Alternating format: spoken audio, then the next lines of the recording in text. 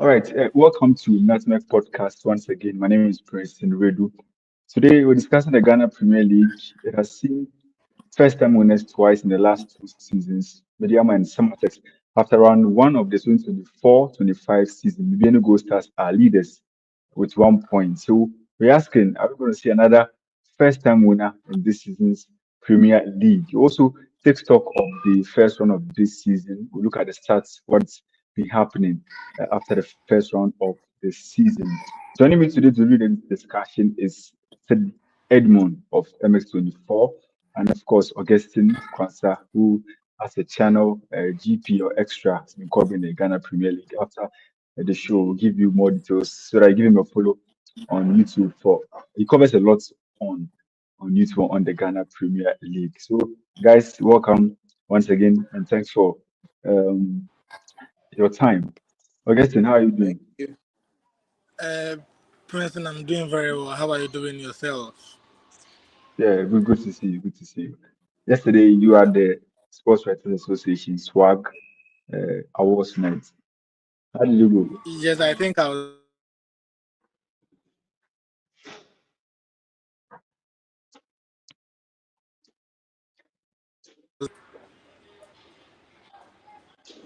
I didn't guess what you said. Yes, I said I think I was at the swag. You think we are the SWAG awards? That's interesting.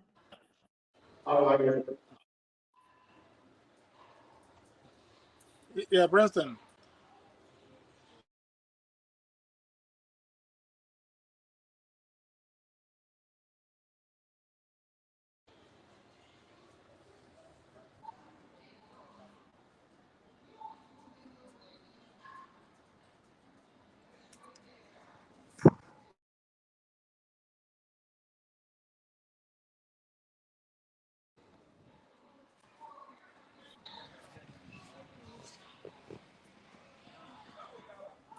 Bring it on.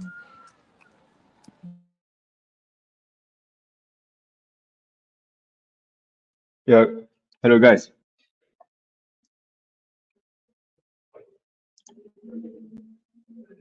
Okay.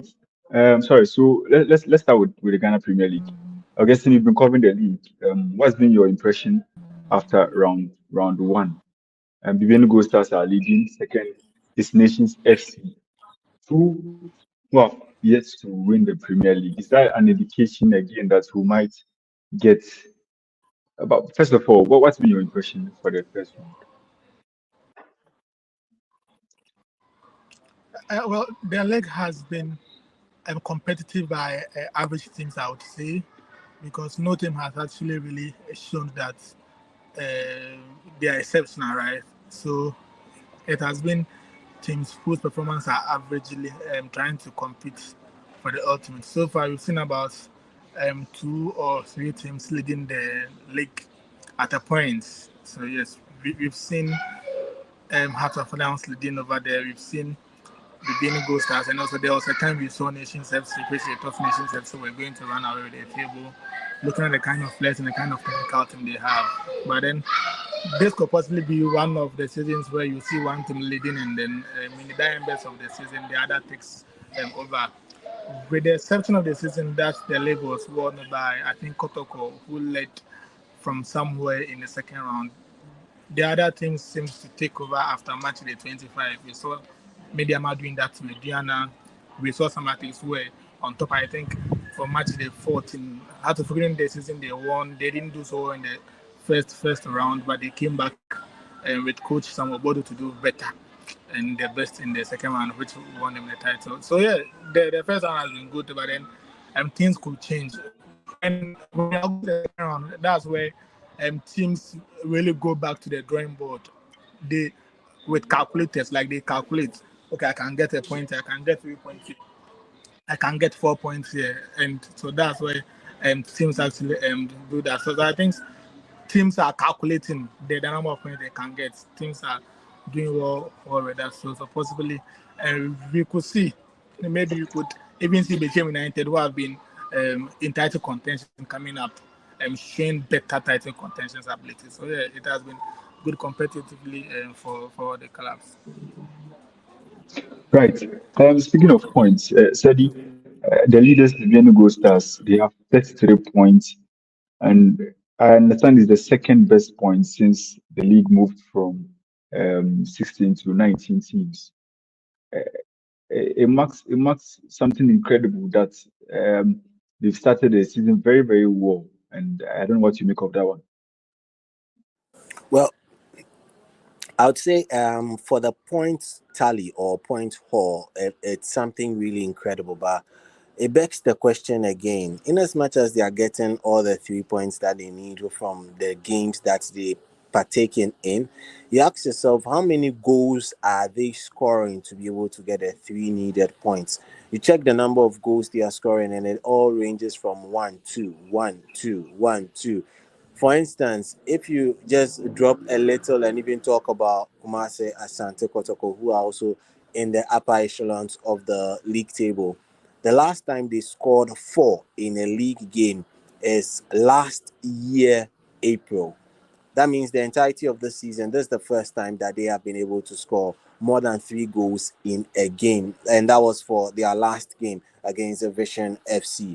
So for Gold Stars, top of the table, 33 points. It's one half of the season done. So if you're to use this as a projection and look into possibly what will be at the end of the season, that would mean that in some 16 or so weeks we should be looking to Gold Stars not getting less than 50 points, and that would mean that it's an improvement on what we've seen in the past. They will not be getting not less than 50 points, I should say. That would be a big improvement of what we've seen in the past. To make it more, if they even get 60 points, that would be really, really interesting. That means that now we are getting to the part where we can see a Ghana team possibly get 70 points in a season from their games. For me, the point tally, it's interesting and it's good, but how many goals are being scored to get the points needed? You look at the goal scorers chart and it tells a different story. So for me, that's where the issue comes up. For me, it's all about goals and not just the points. So, Faisal Charity of Nations FC is leading the goal scoring chart with 9 goals. Nine. And so I'm going to pull up the stats for the first round, and just will make sense out of what's been happening. And you made mention of the stats, the number of goals that is being scored. So if you're watching, if you look at the screen, as I mentioned, first out, Chawate of Nations FC has 9 goals. His team is second on the table, and they've scored, or they have 10 away wins. We'll come back to away wins because it's very, very important in the Ghana Premier League. They are second with the most away wins. You know that to win a Ghana Premier League, you have to win the most or more games at home and complement the away wins with it. But they have the most away wins, and they are still second on the table. And they scored the most goals as well, 21 goals. But they are not leading the table as we speak. Gold Stars, as I've mentioned, they are top of the league. They have 7 home wins. That is what I mentioned about getting the home wins as much as you can. And that's what we have here. Most wins, they have 9 as well. So, I mean, it is very, very important to get these stats right. So, Sally, you talk about the goals that have been scored in the 153 matches that have been played. There are 71 home wins and 30 away wins. That is very, very clear. But look at the goals, 258. And then home goals are 164 with 94 away goals. So it is very, very clear as to how the Ghana Premier League plays out. There is always about home wins, scoring more goals at home. Now let's go to the league table. Isn't it interesting, Teddy, that Nation Chelsea are second with all the goals they scored at home and away. Bibiani Gold Stars are third Stars still have that edge over them. What's been the difference over here?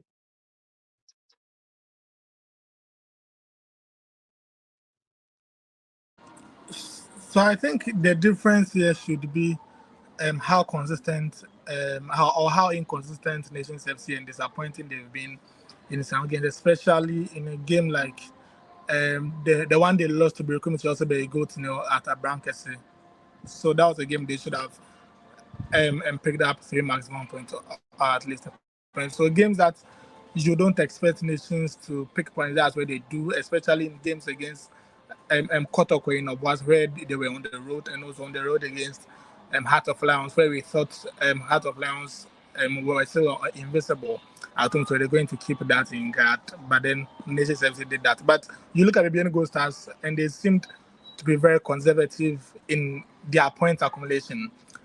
They've made it a point that whenever they are home, they should do everything possible to get the same maximum points. And they also go on the road to pick some important points when it is needed or when it is possible.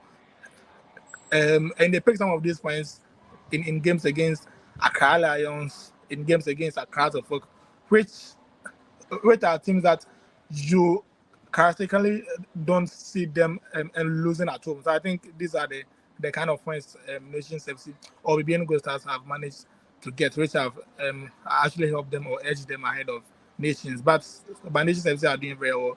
They are very superb on the road. So I think they are the best team on the road. If they are traveling, they seem to get the points very well. So I think getting home points is a difference between Gold Stars and then Nations FC as at now.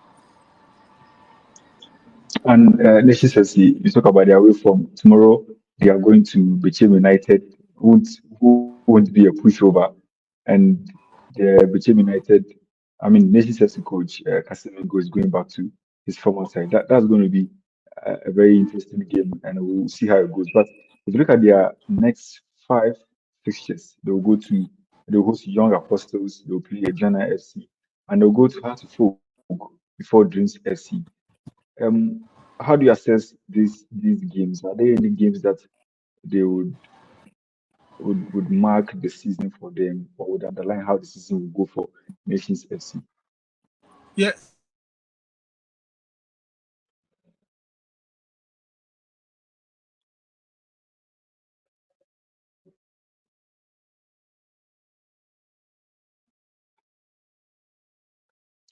Hello, Augustine,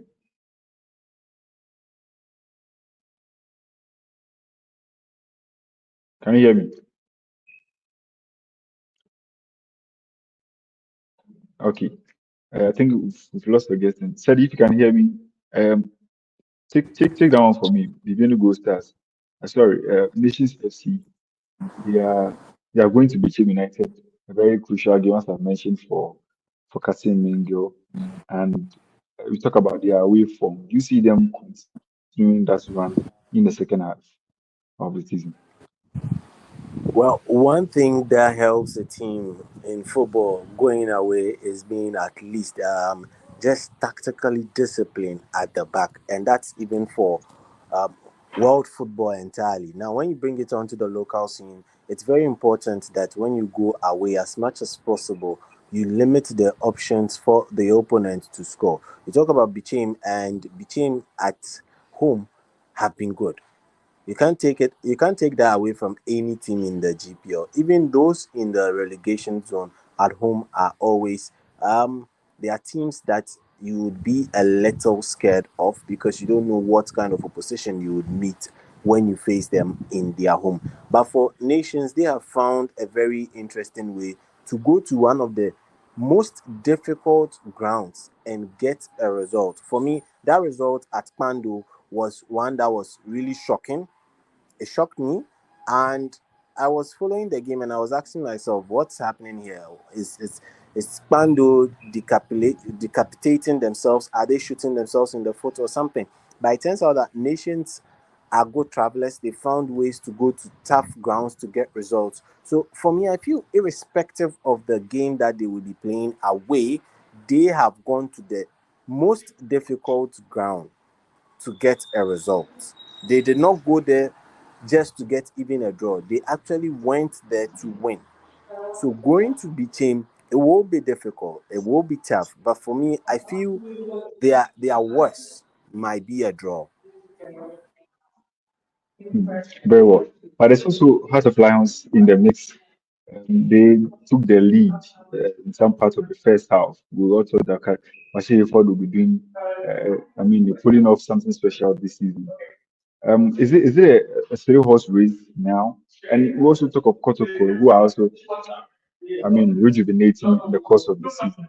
Do you think it's a three horse race now, or even a four, including Asante Kotoko?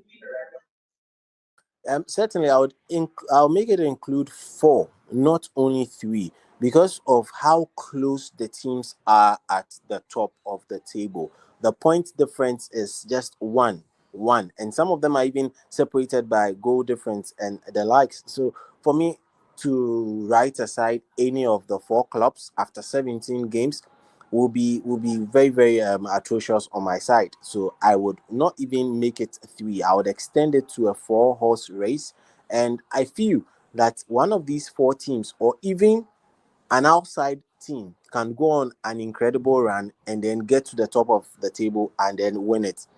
In this Premier League, you find it difficult getting teams who are going on runs. You see a team win six on the trot. It doesn't happen that often. Even if it does, it's once in a blue moon. You see teams not winning even more than four consecutive times. They are going to have a draw in there somewhere. So we constantly say they have not lost, but we don't say whether they have been constant W's, wins throughout. That's where the problem lies. If any of these teams go on even a three-game unbeaten streak, then they set themselves apart at the top of the table. That's how close the league is at the summit of the table. You can get a team come from fifth. Even outsiders, in this case, Hearts of Oak, should they go on a six-game unbeaten run where they are winning each of the six games, both home and away, I kid you not, House of Folk will be top of the table. So you can't just write. We can't write Kotoko off because they are currently fourth. We just have to respect everybody and the points they have been able to garner for themselves currently. So I would extend it more than even a three-horse race and make it a top four situation for whoever wants it more at the top to try and win it. But if nobody at the top wants it more, we can get outsiders go on a nice unbeaten streak and then knock them off their perch. But if you look at how they've started the season, Bibiani Gold Stars 33, and I mentioned earlier, it is the second best since the league moved from 16 teams to 18. Um, if you compare this to the furious winners, in fact, Nations FC, who are second, are scoring a lot of goals. And we all know that when they take the lead in the area, I don't know, this is very, very difficult for a new one to come in. With Nations and Bibiani Gold Stars, even Kosoko, my question is, are we going to get another first time winner? Because it looks like the league is that's how it is going. Now that Kotoko and Hatupok are not at that same level, and it's been overtaken by these new ones that are coming. Are we going to get another new winner? Because I don't see the world where Vimeno Ghost House will slip, Nations will slip, and House of Lions, who are very in a good position, will also slip, and there's a difference winner in here. Well, truthfully, if you take the top four teams currently and you put probabilities to it, Kotoko have what? If you are to give each and every one of them an equal chance to win the league, that's 25%. So that means that even giving all four equal chances of winning the league, that means that we are going to have only 25% chance of having a previous league winner. So much of the percentage tilts towards the new guys who are yet to win in this Premier League, who are yet to actually win the trophy in the Premier League. So obviously, it's looking very likely that we would get four another season, a new winner. And for me, the rate at which it's going, I like it because we are spreading the winners around, and we'll get to a point where we would be saying that nations are two-time winners, um, Mediama Gold winning multiple Stars, times. Media Man. Celtic Yeah, is the yeah. next one. So for me, I feel that if you look at statistically, it's tilting towards a new B winning the trophy. New B in this sense is that someone who has not touched the trophy yet. Look at it statistically, puts the four teams in place, and it tilts beautifully into the state of someone who is yet to win. So another new winner. That's what it's looking like. Mm. So that's what's looking like. What does this say about the league? Uh, in a way, it's very competitive. But if you have new winners coming in and the grandmasters, Kotoko and Hatofok are falling apart, what does this say about it? Because again, if you look at the table, it is very, very close, very, very close, and the margins are very close from the first to the fourth position is separated by 3 points. Yes, I think it's not bad, but again, the rest from the fourth to the 10th position, it is very, very close, Eddie. Very, very close. Seriously, for me, I feel that the moment you bring Hatofuk and Kotoko into the whole equation, it becomes dicey. Uh, in some ways, I would say that it's not like the newbies are coming because the league is being competitive. It's more like a gap has been left that someone is filling. That's what it is. I don't think it's like it's very competitive. We can argue that fact out much later. But if Kotoko and Heart of Folk are actually having their clubs being run the way their fans would have it run and getting the players they need and actually not letting go of the players they actually need, because sometimes they sell players at certain points in the season, which is absurd and does not happen anywhere on the planet Earth except in the GPL. Kotoko and Hearts doing their things better, competing amongst each other, and then you have a team like Nations rising in that same era, trying to compete them. I feel that is when compete with them. Sorry, I feel that is when we can say that it's becoming a little more competitive and becoming very competitive and not a two-horse race. You look. Let's juxtapose it to what happens in the Premier League. I mentioned the Premier League because the president of the GFA always says that we should try and match up with the best, and the Premier League is one of the best leagues. So, I and mean the English Premier League. the English Premier League, certainly the English Premier League. Now you look at it and you see the likes of um, um, um, um, Liverpool stepping in this season. Liverpool stepping in, City falling out. You see the likes of um Arsenal, who are flattered to deceive all these seasons. They also trying to step up. We have seen Arsenal step up when City was actually doing well.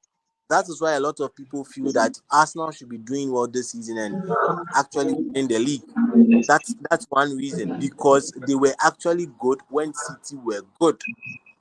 We've seen Liverpool being good together with City, making everybody else look like they were so bad. You get my point. So if the teams are good, now Yeah. this season we've seen Nottingham Forest being very competitive. We are considering Nottingham Forest competitive, but the likes of Chelsea all of a sudden have found a way to rewrite their wrongs for the past two seasons. We are seeing Arsenal up there. We are seeing Liverpool up there. We are seeing Manchester City still coming up. So when we talk about competitiveness, this is looking competitive. But when we turn our attention and look at the Ghana Premier League, where we see the quote and unquote the grand masters of the league, all of them are struggling, and the other lads who are just filling in the gaps are filling in. and we say it's competitive, then I beg to differ. We would like to see Kotoko and Hearts, who have set the standards for the Ghana Premier League, to actually be up there, making things right in their club, and then these newcomers or newer clubs also fighting it out with them when they are at their best. Then we can now start seeing the league is getting much more competitive. For me, aside that, we would manage what we have for now.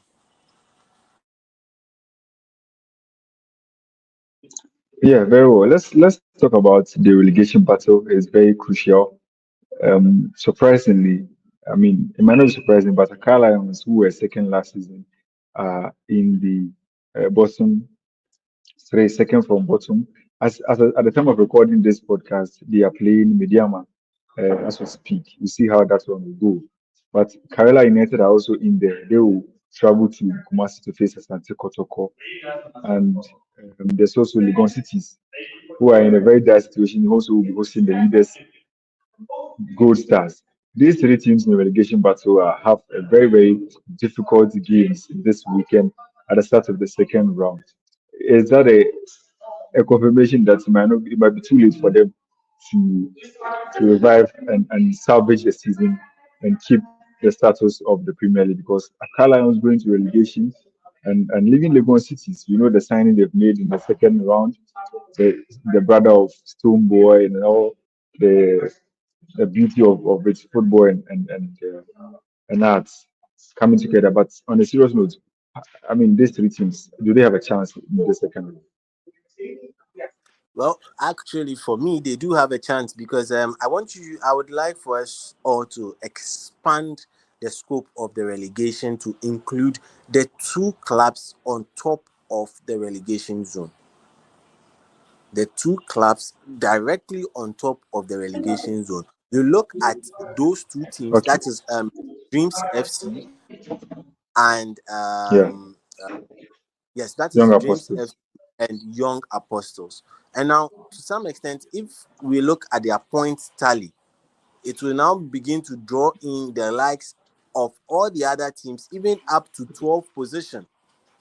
And that's where it becomes very difficult because the last person has got 13 points. The person lying Yeah. in 12th position has got 18 points. How big is a 5 point gap? That's even less than 2 games.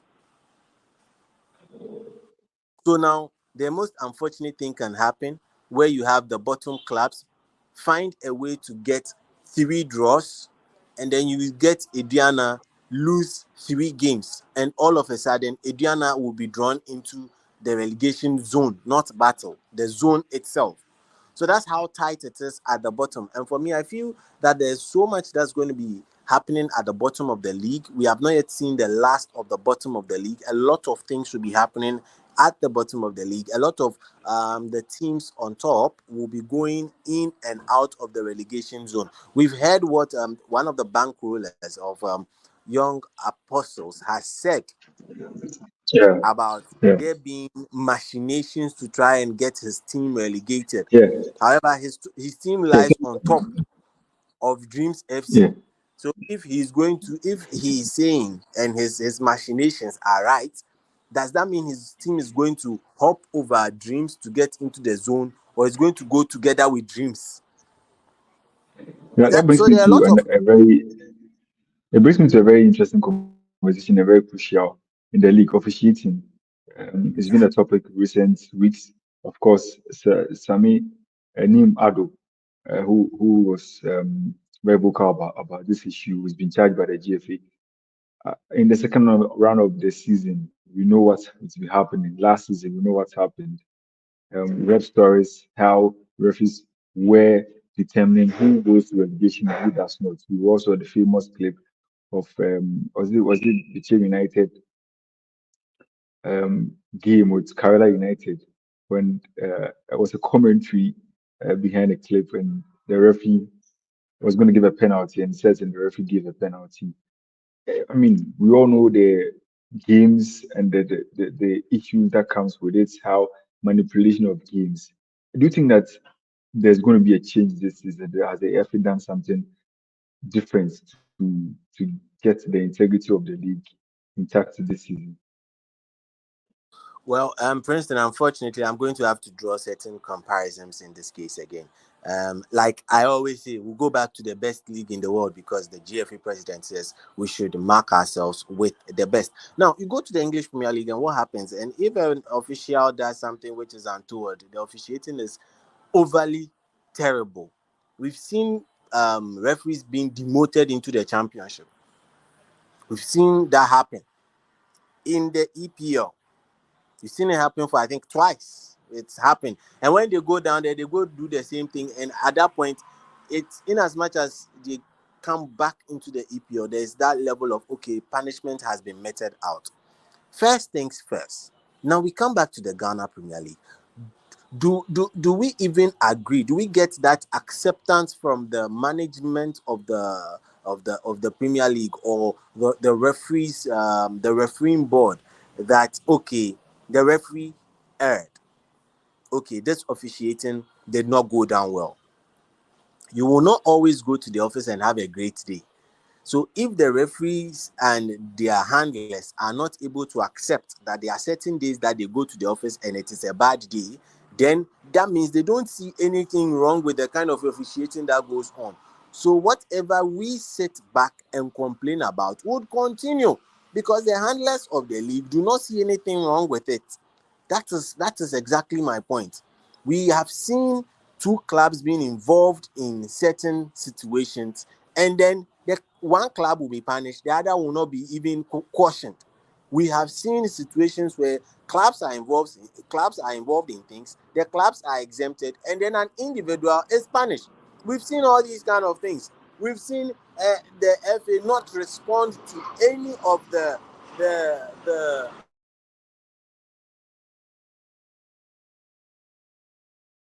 sorry about that. I have a lot of planes flying over my head.